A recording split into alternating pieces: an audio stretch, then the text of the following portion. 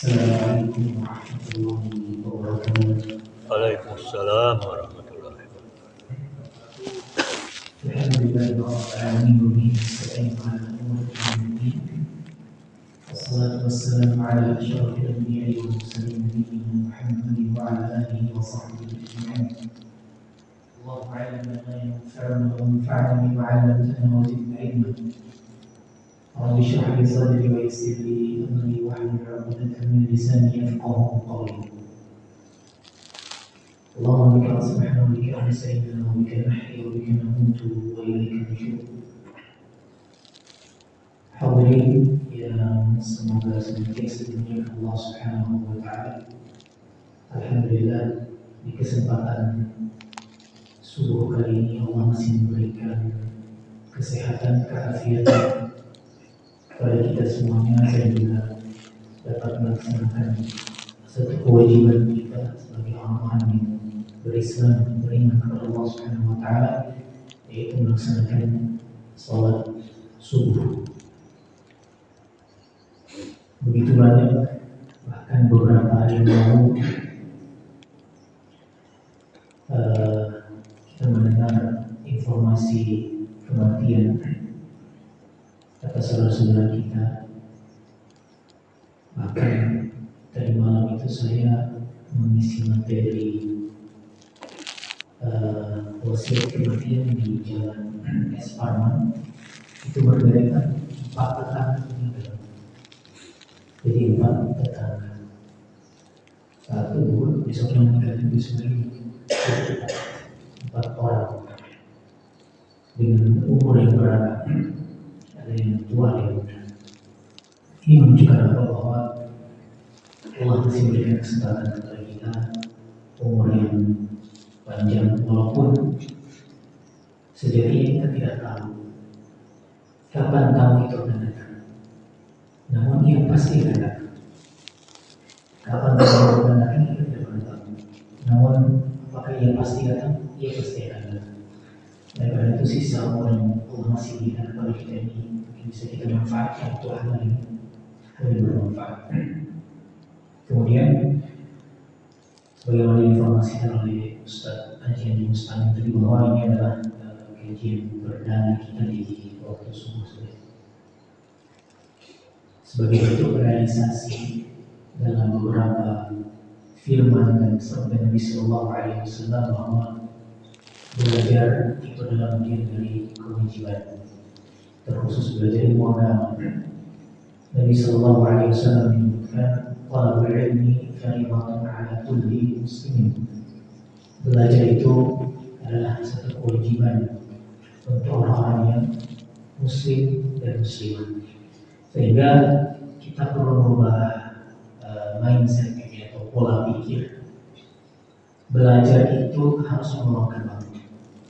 Ini pola pikirnya, ini konsep yang benar. Belajar itu harus meluangkan waktu. Jangan menunggu waktu luang. Karena kesibukan, menunggu waktu luang baru kita mau belajar. Tapi kita harus sisihkan waktu kita. Yang mungkin dalam satu hari itu ada 1 kali 24 jam. Mungkin kita kali 7 itu kan begitu panjang.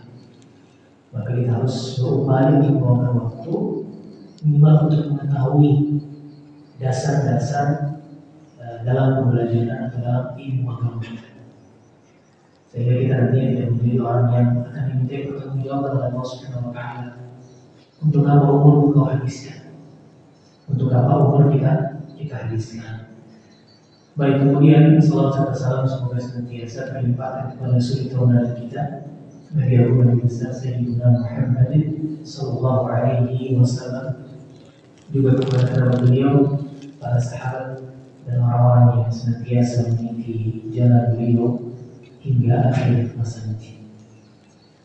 Baik hadirin yang semoga senantiasa diberkahi Allah Subhanahu wa taala. Tema kita di waktu subuh ini di setiap hari Ahad, insya Allah kita akan mengangkat satu tema tentang fikih, lebih spesifik fikih apa yang akan kita bahas, lebih spesifik fikih apa yang akan kita bahas. Baik, sebelum saya masuk fikih apa yang kita bahas, saya ingin memberikan satu informasi bahwa fikih itu adalah salah satu bagian dari pemahaman keislaman kita. Jadi secara umum perlu saya gambarkan terlebih dahulu.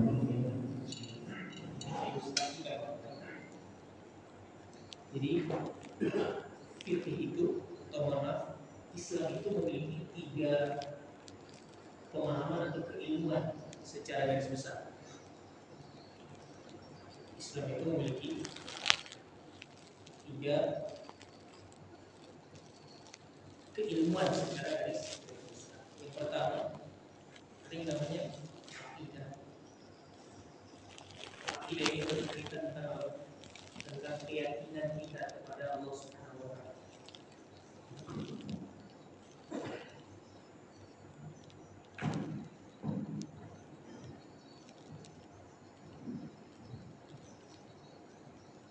Baik, kita ulangi bahwa dalam Islam itu secara garis besar memiliki 3 keilmuan. Yang pertama adalah akidah. Itu akidah berkaitan dengan keyakinan kita kepada Allah Subhanahu wa taala, atau sering kita istilahkan dengan pemahaman tentang rukun iman. Pemahaman tentang rukun iman. Keyakinan kita kepada Allah Subhanahu wa taala, kemudian keyakinan kita terhadap para malaikat, keyakinan kita terhadap rasul-rasul, keyakinan kita terhadap kitab-kitab yang Allah turunkan, kemudian kepada hari kiamat, dan juga kepada takdir yang baik maupun yang buruk. Ini tema-tema yang berkaitan dengan akidah atau keyakinan. Kemudian yang kedua adalah tema yang berkaitan dengan syariat. Ada tema yang berkaitan dengan syariat. Yang berkaitan dengan syariat ini, kalau sering kita kasih pendekatan, itu tentang hukum halal dan haram. Atau kalau kita mau lebih spesifikkan lagi, kita mau kerucutkan lagi, ya ini namanya fikih. Ini namanya fikih.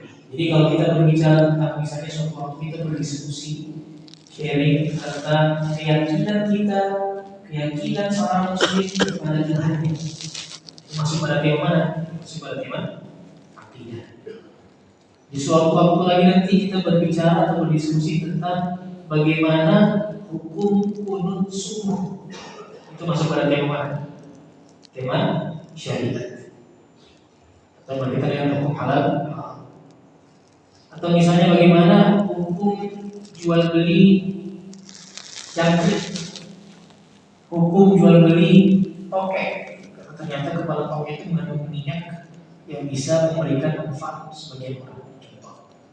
Bagaimana hukum beli cacing? Itu masuk dalam kategori syariat. Pembahasan tema syariat.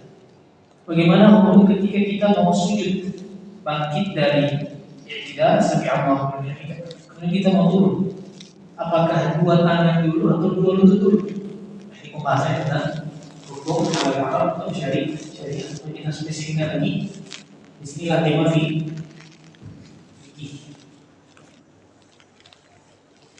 Baik. Kemudian yang terakhir, yang ketiga berkaitan tentang adab dan akhlak. Adab dan akhlak inilah yang kemudian menjadi aksesoris seorang muslim. Dalam arti aksesoris adalah keindahan di dalam berinteraksi antar sesama manusia. Kita dengan interaksi.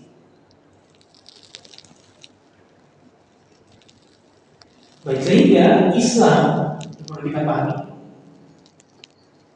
sebagai mukadimah. Islam itu satu paket. Ya ada yang namanya akidah, ada yang namanya syariat atau bisa disebut dengan fikih, ada yang namanya adab dan akhlak. Kita tidak bisa membatasi diri hanya pada tema-tema akidah. Kita perlu juga belajar tentang dasar-dasar fikih. Bagaimana mungkin kita tahu tata cara wudhu yang benar kalau kita membatasi diri pada fikih. Begitu juga adab dan akhlak. Bagaimana mungkin kita bisa memahami apakah senyum itu bagian dari akhlak yang baik atau tidak? Bertutur kata kepada yang lebih tua, menyayangi yang lebih muda itu bagian dari akhlak yang baik atau tidak? Hormat sama orang tua, tidak suka membantah, apakah bagian dari akhlak yang baik atau tidak? Itu semuanya kita pelajari pada tema dan akhlak. Sehingga Islam itu satu paket. Ada akidahnya berkaitan dengan keyakinan, ada kemudian syariat atau fikih yang berkaitan dengan hukum halal haram, kemudian ada yang namanya adab dan akhlak. Baik, ini sebagai gambaran. Kemudian hadirin hadirat yang semoga senantiasa diberkahi Allah Subhanahu wa taala karena jamaah salat subuh. Tema yang akan kita bahas, kita angkat di kesempatan kali ini, dan ini mungkin sebagai mukadimah di pertemuan perdana ini adalah tentang fikih. Pertanyaannya, apa itu fikih? Kata para ulama, fikih itu adalah hukum-hukum yang berkaitan tentang perbuatan seorang hamba. Hukum-hukum yang berkaitan tentang perbuatan seorang hamba yang kemudian disandur dari dalil-dalil yang spesifik. Saya berikan gambar. Jadi kalau secara narasi kadang-kadang kita sulit untuk memahami. Saya coba beri ilustrasi kepada ya. Fikih, kita fokus di fikih.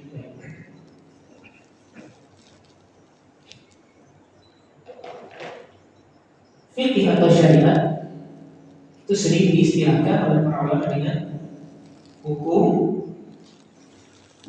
yang berkaitan tentang perbuatan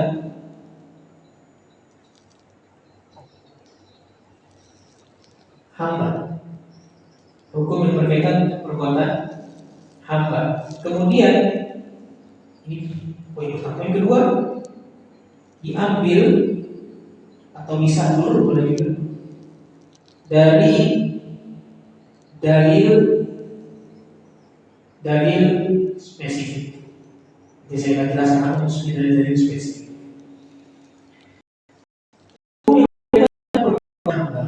Kalau kita bicara tentang perbuatan, itu artinya bukan keyakinan, kan gitu. Ada yang namanya keyakinan, ada yang namanya perbuatan atau tindakan. Kalau kita berbicara tentang perbuatan, itu berarti kita berbicara tentang aktivitas seorang hamba itu yang ditinjau oleh hukum fikih. Itulah yang dibicarakan, yang dibahas oleh hukum fikih. Saya kasih lagi. Bagaimana hukum subuh itu tindakan. Artinya ketika kita sholat subuh, kemudian kita angkat tangan untuk berkunut. Bagaimana hukum sholat tarawih di malam hari setelah kita sholat tarawih bersama jamaah. Kita boleh kita sholat malam 3 malam lagi atau tidak? Ini membahas tentang aktivitas atau tidak. Bagaimana hukum tidak, namun tanpa wali.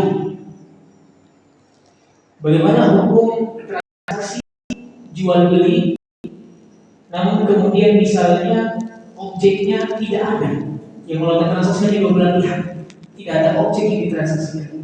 Nah, ini semua bagian dari tindakan aktivitas seorang hamba. Tapi kalau kita berbicara tentang misalnya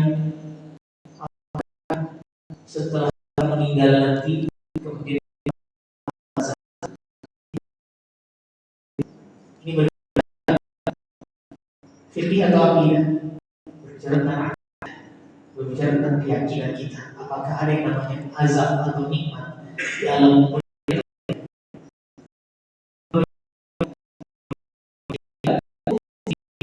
hukum syariat itu? Aku bicara tentang perbuatan seorang hamba. Apapun tindakan hamba, maka itu yang namanya fikih. Kemudian diambil dari dalil spesifik, sehingga dalil dalam mengambil sebuah hukum itu secara umum yang disepakati ada empat. Ada empat. Yang pertama adalah Al-Quran.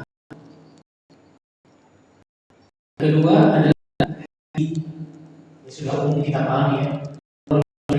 Al-Quran, kemudian hadis Sallallahu Alaihi Wasallam. Jadi kalau ada orang mengambil satu rujukan dari pemikiran sendiri, itu bisa dipastikan tidak benar.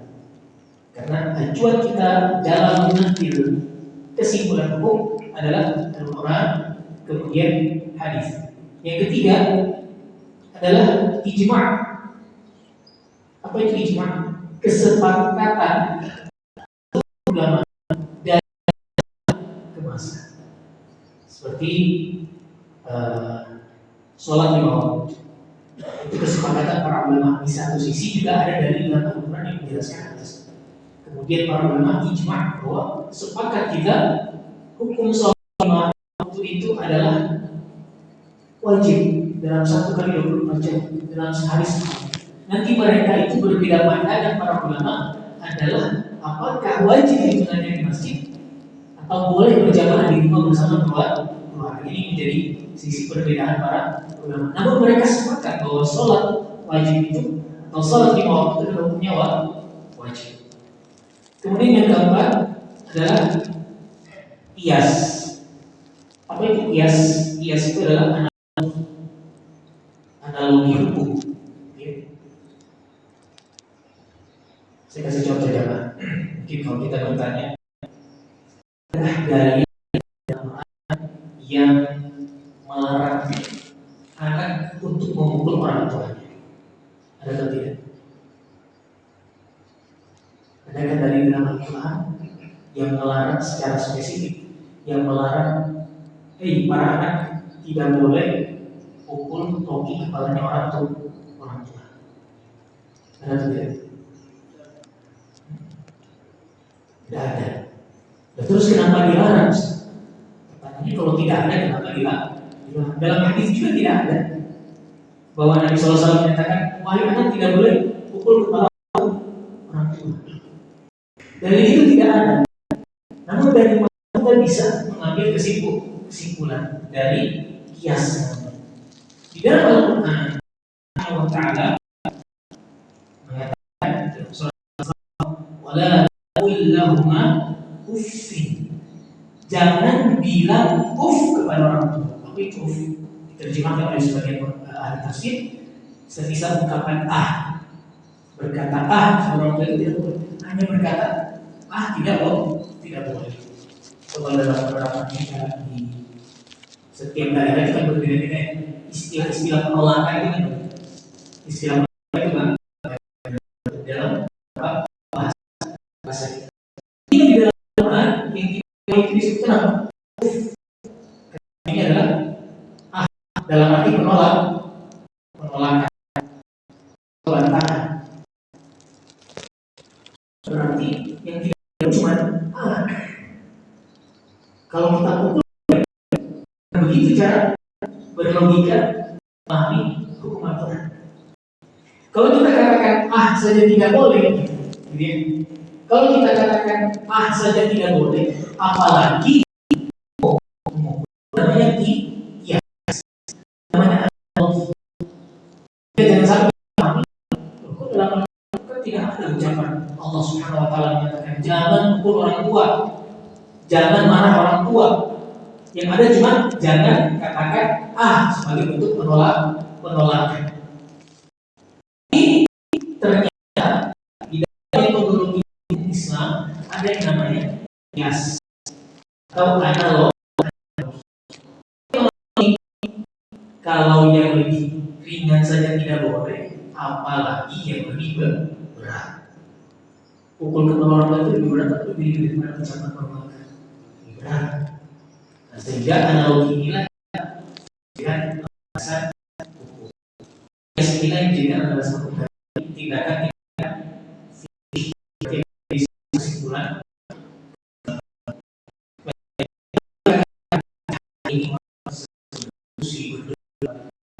dalil dari Al-Quran kita ambil. Hukum ini tidak ada dalilnya dari Al-Quran atau hadis. Tunggu dulu sudah. Kesimpulan itu tidak dari Al-Quran atau hadis. Tapi ada dua dalil. Apa yang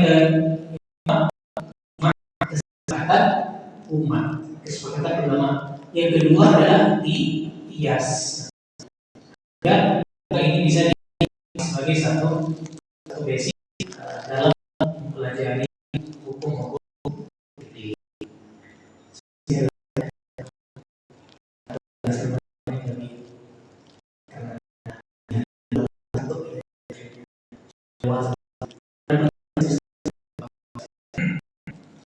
Ini sebagai mukadimah.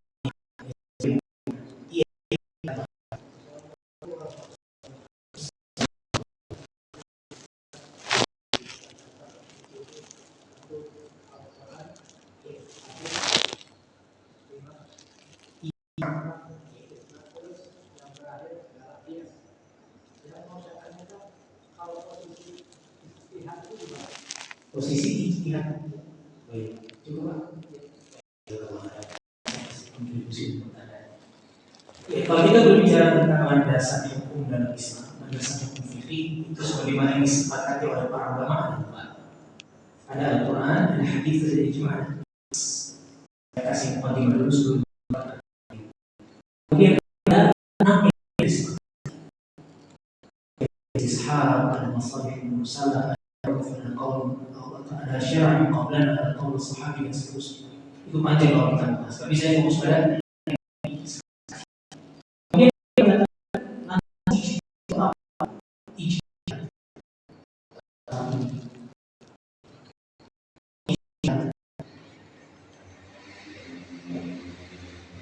Ya, bagus ya pertanyaannya, masya Allah, bagus. Dalil untuk menyimpulkan sebuah hukum itu ada. Kemudian dari Al-Quran, hadis, ijma' qiyas ini, seorang ahli fikih itu kan memproses, gitu ya, memproses dalil-dalil, meramu dalil-dalil yang kemudian hukum. Sekarang saya tanya, hukum sholat 5 waktu itu wajib atau sunnah? Hukum sholat 5 waktu, hukumnya wajib. Apa dalilnya? Kenapa kita bisa katakan wajib? Yang kita dapat itu wajib. Dalilnya apa? Tidak mungkin kita melakukan satu amalan tanpa kita ketahui dasar dalilnya. Apa dalilnya? Ada sebuah ayat di dalam Al-Quran menyampaikan wa aqimu as-shalah. Dalam beberapa ayat dikatakan hafizu 'alas salati salat. Ini tentang wajib. Kemudian dari proses oleh orang kita yang memproses dari itu sehingga menghasilkan sebuah hukum. Hukumnya apa? Wajib. Nah, proses inilah yang dinamakan ijtihad. Proses ini dinamakan ijtihad. Jadi sama seperti kita datang ke sebuah restoran, pesan makan apa? Coba meros dengan cita rasa khas. Kita sebagai orang awam langsung mengkonsumsi itu. Sebagai orang awam tentang tata cara bagaimana mengelola itu, kita cukup mengkonsumsi. Nah, pertanyaan yang memproses coba meros kemudian ada daging terus menjadi satu olahan contoh dalam sebuah mangkok. Itu siapa? Kita atau koki? Sama seperti ini, yang memproses hukum dari dalil kemudian sampai pada satu kesimpulan hukumnya wajib, hukumnya dianjurkan, mustahab. Itu siapa? Kita sebagai kaum atau ahli fikih. Nah, proses kalau kita kembali ke contoh maros tadi, proses dalam mengelola makanan sehingga menjadi satu makanan khas yang namanya contoh maros, proses ini dinamakan ijtihad. Proses itu dinamakan ijtihad. Sehingga lagi yang semoga saya dalil itu ada untuk sampai ke kesimpulan itu yang namanya proses. Proses menolak itu adalah tugasnya apa? Menolak itu digunakan dalam adalah ijtihad.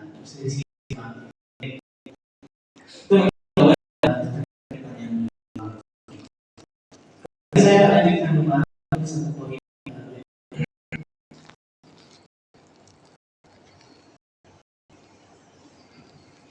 Fleksibel saja jawabannya.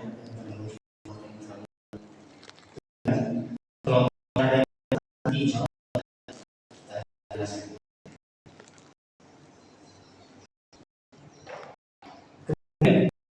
klasifikasi ilmu fikih, klasifikasi atau pembagian ilmu fikih. Ilmu fikih itu ada 4.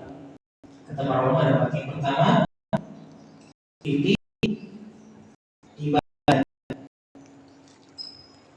Yang kedua fikih nikah. Yang ketiga fikih muamalah. Yang keempat peradilan. Ini 4 secara umum terkait hukum pembelajaran fikih. Fikih ibadah berkaitan dengan apa? Fikih ibadah para ulama menjelaskan biasanya identik dengan hubungan antara seorang hamba dengan Allah Subhanahu wa taala. Seperti roh, haji, dan berkaitan dengan fikih ibadah. Kemudian ada fikih. Fikih ini apa? Fikih ketika proses pernikahan dan pasca pernikahan. Kalau sebelum pernikahan itu ada yang namanya ta'aruf. Ada yang namanya ta'aruf, saling berkenalan. Kemudian ketika berkenalan cocok, ada yang namanya melamar khitbah. Kemudian ketika cocok khitbahnya diterima, proses itu namanya akad nikah. Setelah nikah menjadi suami istri, nanti ada hukum turunan, semisal talak, begitu. Ada ilah, ada talak itu mencerai seorang suami menceraikan istri. Kalau dari pihak istri ingin menceraikan suami, apa?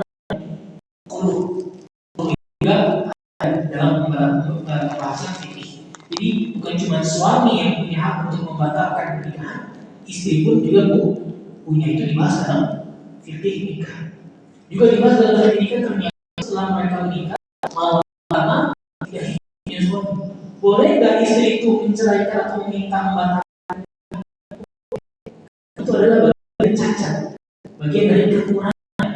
Yang membatalkan maksud dari pernikahan. Kan maksud dari pernikahan adanya hubungan suami istri, kemudian diharapkan akan memiliki keturunan. Kalau punya suami tidak itu, ya bagaimana mau mencapai ke maksud itu? Maka boleh tidak seorang istri membatalkan pernikahannya? Boleh, tapi langsung mengajukan ke pengadilan. Ini kemarin baru akan nikah. Iya Pak, itu begini suamiku. Akhirnya dibatalkan. Boleh atau tidak? Boleh. Itu dibahas dalam ranah fikih. Kemudian yang ketiga ada fikih muamalah, berkaitan dengan transaksi jual beli. Berkaitan dengan transaksi jual beli itu dibahas juga dalam syariat. Boleh jual barang yang tidak kita miliki, misalnya. Itu dibahas dalam syariat. Saya tidak punya barang, saya tidak punya stok, saya jual dengan modal dalam barang lagi begitu mudah atau media. Dia tanya ada barang yang tidak ada tapi saya jual dengan hukumnya boleh tidak? Itu dibahas dalam syariat. Kemudian ini adalah hukum peradilan, fikih peradilan. Ketika seorang kriminalitas, apa hukum dan dari syariat. Untuk tempat ini khusus pada tema atau khusus penguasa. Kalau di Indonesia sendiri karena bukan berlandaskan syariat Islam, ya berarti karena dia punya hukum sendiri. pengembangannya. Baik, ini secara terkait fikih atau pembagian pembelajaran fikih Islam, ada fikih ibadah, ada fikih nikah, fikih muamalah peradilan. Ini satu fikih Islam adalah agama yang sempurna dan paripurna. Yang perlu kita tanamkan bukan sekedar tahu ibadah ini, tapi Islam mengatur segala lain bukan kalimat lain malamnya seperti siangnya seperti malamnya. Yang Islam itu terang benderang dijelas dari A sampai Z sampai pada tema adat berhubungan suami istri pun dibahas pada Islam. Ada ketika mau masuk ke dalam WC, masuk kaki kiri keluar dari kanan, itu dibahas dalam syariat. Sehingga Islam itu sangat komprehensif dalam hukum yang ada dalam kehidupan sehari-hari. Makanya dikatakan Islam agama relevan bagi setiap zaman dan masa, setiap tempat dan zaman. Jadi kalau ada dengan satu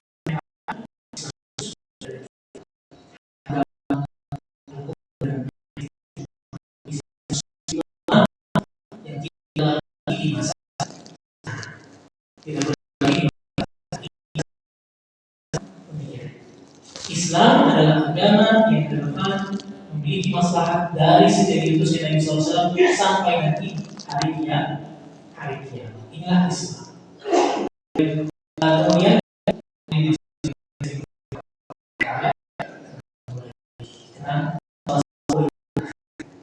terakhir akan kita bahas kaki umum memahami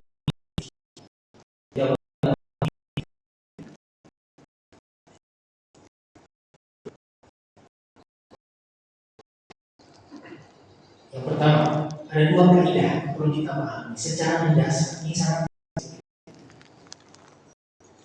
hukum asal ibadah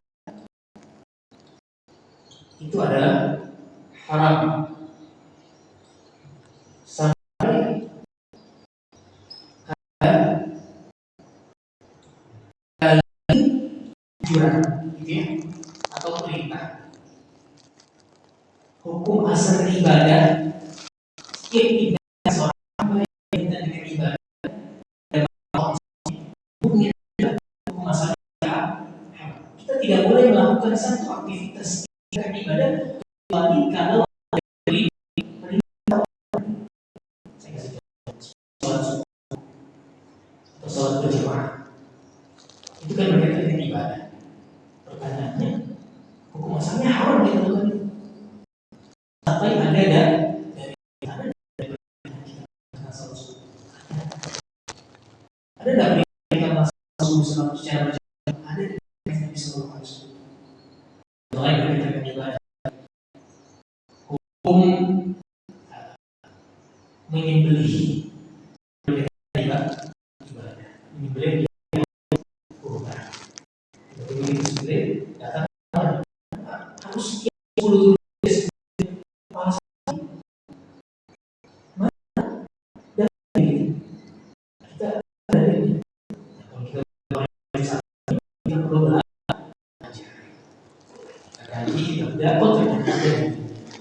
Nah, sehingga hal-hal yang berkaitan dengan ibadah atau ritual, ritual setiap amalan yang berkaitan dengan ritual ibadah jangan kita lakukan kecuali kalau kita punya dari mana dalilnya? Dari 4.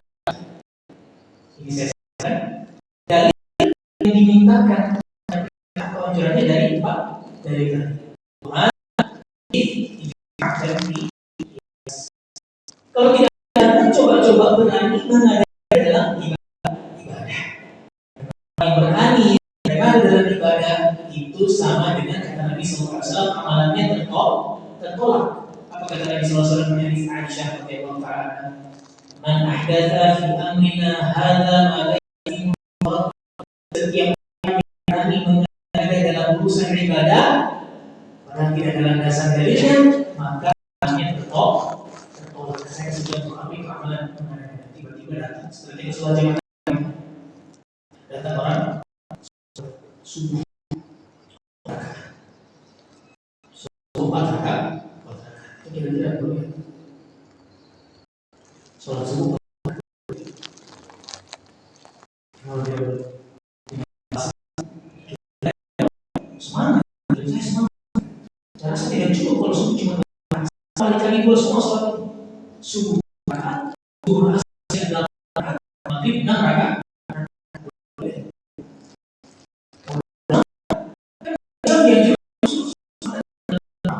Yang sekali-kali dua semua tidak cukup bagi saya kalau subuh cuma 2 rakaat.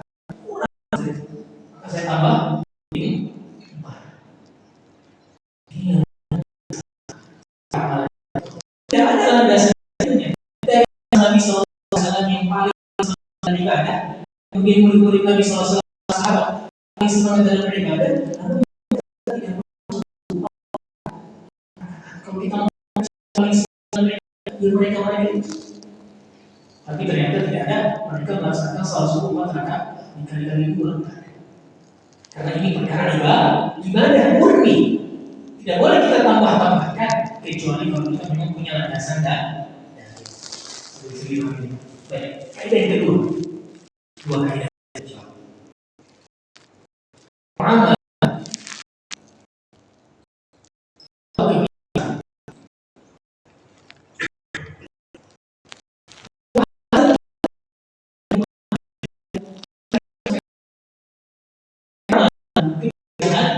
itu boleh. Kalau haram, saya mendapatkan perintah. Kalau malah biasa itu hukum asalnya hukum asalnya boleh. Sampai ada dari larangan. Tidak semuanya boleh, tapi ada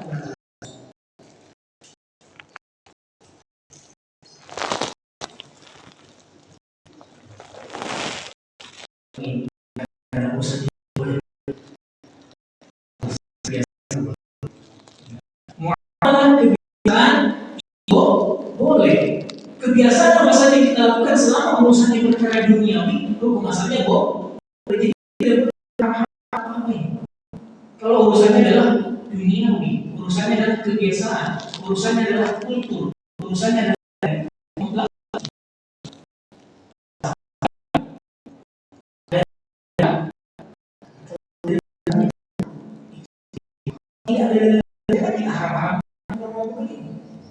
kalau ada dari larangan baru sekarang kita bertanya apa hukum makan coto Makassar?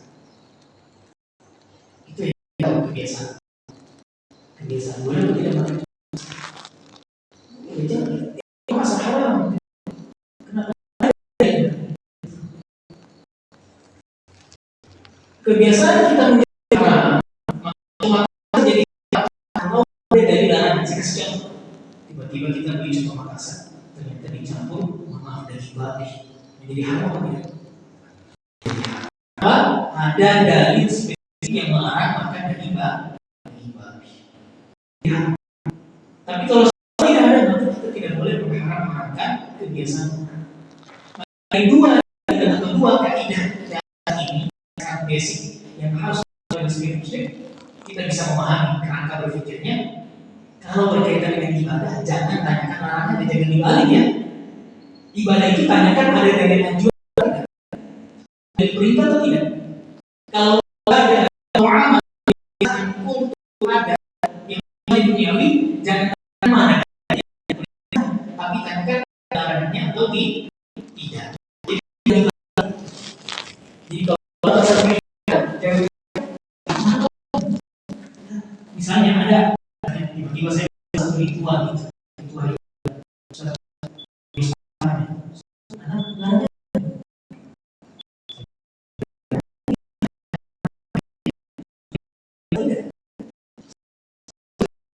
jangan tanyakan ada dalilnya. Masa kita mau makan tahu tempe pakai kicap? Kita tanya aku mau makan tahu tempe pakai kicap. Berarti dia bisa makan tahu tempe pakai kicap sampai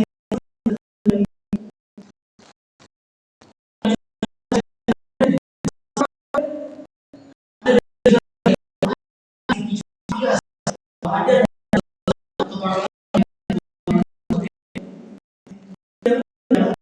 karena berkaitan urusan dunia. Jangan bagaimana hukum pakai urusan dunia. Caranya apa tidak? Hukum asal pakai mobil. Jadi tidak boleh kalau kita pakai mobil orang lain. Nah, tabrak kok. Kerangka berpikir atau kaidah dalam bahasa intinya ada namanya asal hukum dan ibadah yang tidak boleh ada dalilnya. Misalnya kita tanya kenapa dalilnya itu cocok, kita tanyakan mana dalil, orang lagi makan contoh asal dulu mana larangannya, nah itu saja. Dengan tanyakan mana dalil makan nasi di masjid kok tidak mungkin kita akan dalil tersebut. Saya sampaikan di kesempatan kali ini, semoga bisa menjadi satu ilmu yang bermanfaat baru semuanya memahami standar atau konsep terhadap fikih Islam, jadi kita bisa lebih terbuka wawasan kita dalam hal yang telah kita sampaikan tadi. Allah Taala bisa.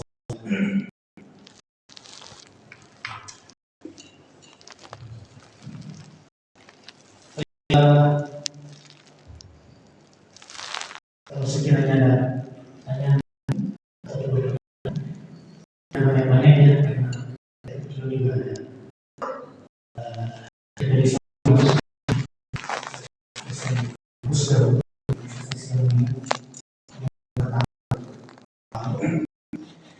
satu atau dua pertanyaan. Iya, betul.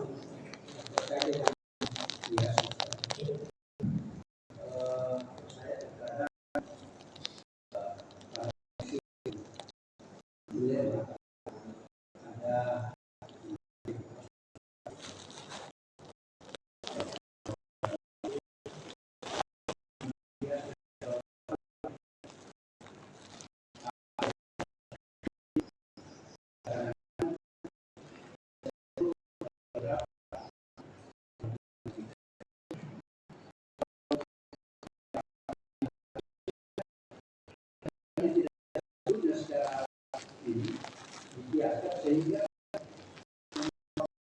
meyakini bahwa yang dijelaskan saya tidak bisa memberikan contoh yang tapi ketika yang bisa jadi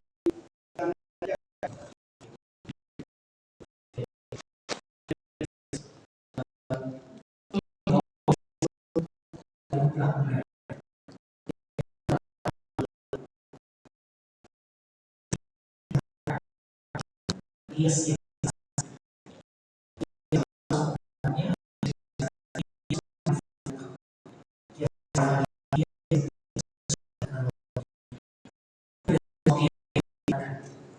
Ada rukun kis, jadi saya kasih contoh ini dulu, contoh bisa tidak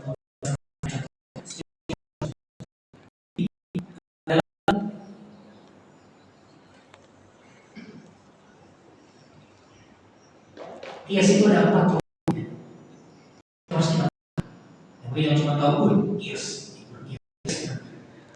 tidak pahami dasar kias.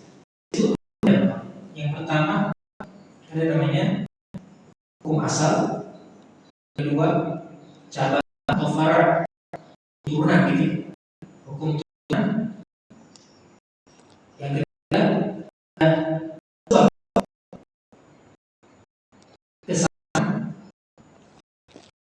kesamaan, ada hukum turunan.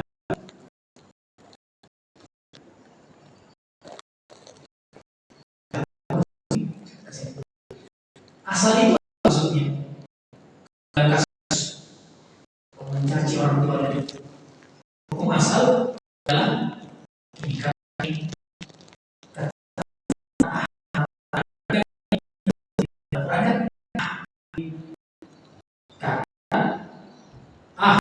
dalam tindakan ini hukum disebutkan. Kemudian hukum turun kita mau orang tua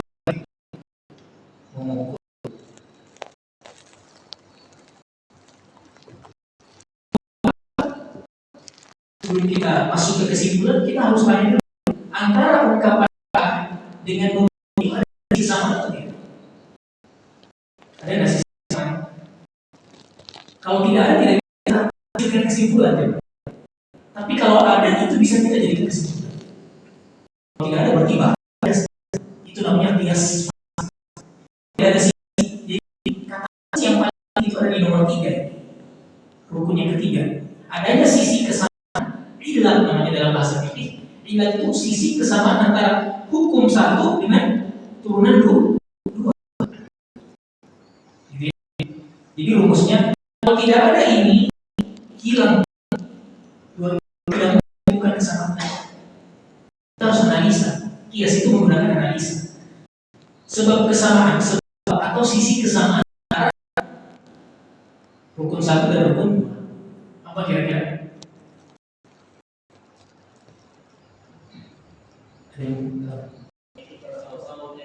Sama-sama ada unsur menyakiti. Yang satu menyakiti, yang satu menyakiti fisik, berarti ada unsur menyakiti. Kemudian kita tinjau apakah betul ada unsur menyakiti. Ya, setelah kita analisa, memang ada unsur menyakiti.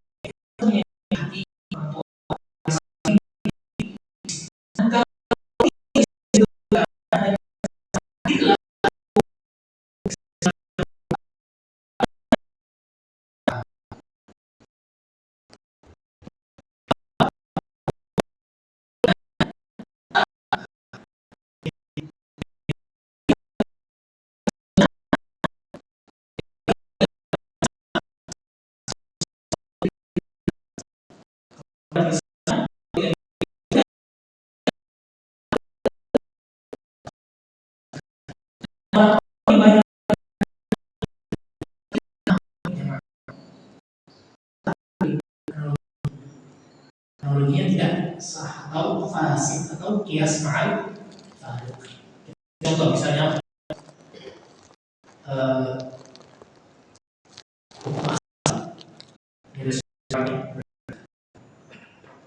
hukum asal bahwa minoritas itu harus dihormati. Ini hukum asal. Kita pakai pendekatan kasus. Hukum asalnya kalau minoritas harus dihormati. Kemudian orang mau menurunkan hukum apa itu? LGBT adalah kaum minoritas, gitu ya. LGBT adalah kaum minoritas. Kita cari sisi kesamaan ada atau tidak? Ada, sama-sama minoritas. Maka kasih kesimpulan hukum orang yang mengganggu kaum minoritas. Wajib hukumnya menghormati kaum minoritas dalam hal ini siapa yang pakai maksud? LGBT bertentangan dengan Quran. Jadi sudah dan otomatis kiasnya rusak. Apalagi kalau kias alasannya adalah fasid semua. Mengkaji kias ini membutuhkan ilmuwan dari basic lagi dalam pembelajaran ilmu usul. Kalau kita insya Allah menjadi tema kita begini subuh waktu hari Ahad ini itu fikihnya. Usul fikihnya itu metodologi.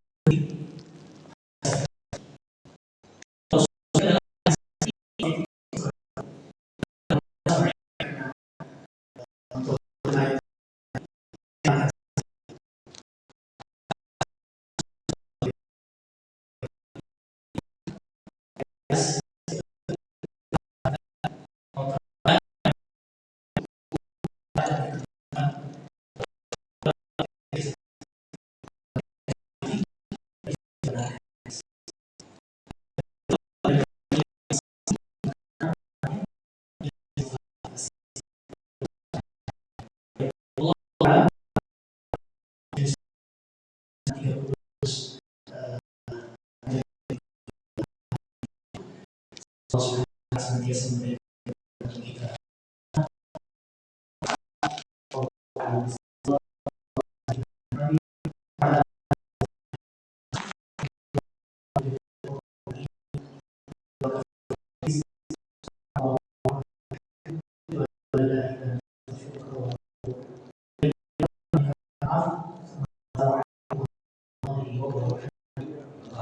Salam warahmatullahi